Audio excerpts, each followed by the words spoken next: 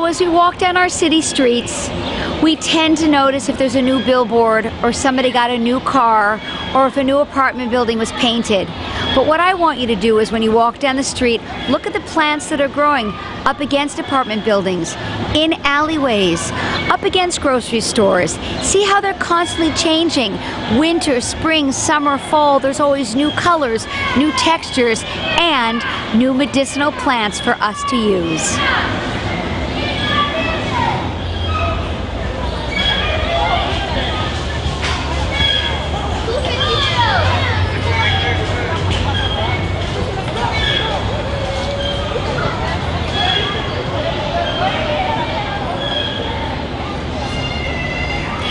Welcome to our city abandoned lot, even though it wasn't taken care of.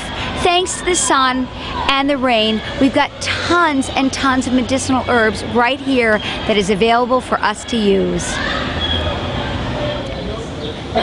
So walking down a city street, I was shocked to find mullein growing right out of the concrete once again.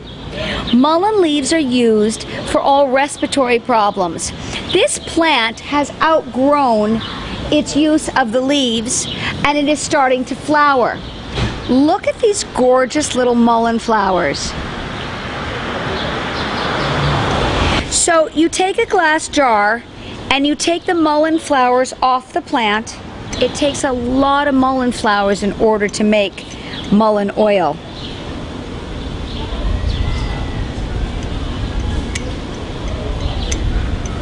Once you've filled up the jar with mullein flowers, you'll put oil, I prefer to use olive oil, over the flowers.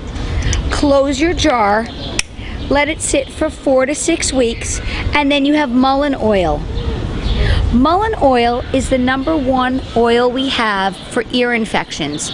It helps reduce inflammation and it helps with ear pain. You can put it in your child's ear 2 to 4 times a day. It's okay if they put their finger in. Don't worry about that. The oil will reduce inflammation, will help with pain. Mullein oil is often mixed with garlic oil, which is an natural antibiotic, and it's also mixed with St. John's wort, which is a natural painkiller.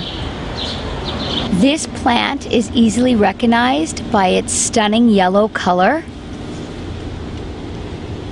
Very often I'll make yarrow tea and make it into little ice pops for children, so when they're experiencing a fever they can suckle on the ice pops and it makes them feel much better, and the yarrow helps the body fight the fever. This plant has so many uses. We also use it with ulcers and hemorrhoids.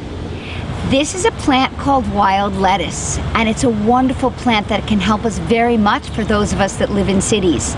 It helps for muscle cramping, it's a mild sedative and can help us sleep. It's also good for anxiety and nervousness. It's got some slight opiate qualities to it, so it's very, very calming. Notice the plant, it's got jagged leaves.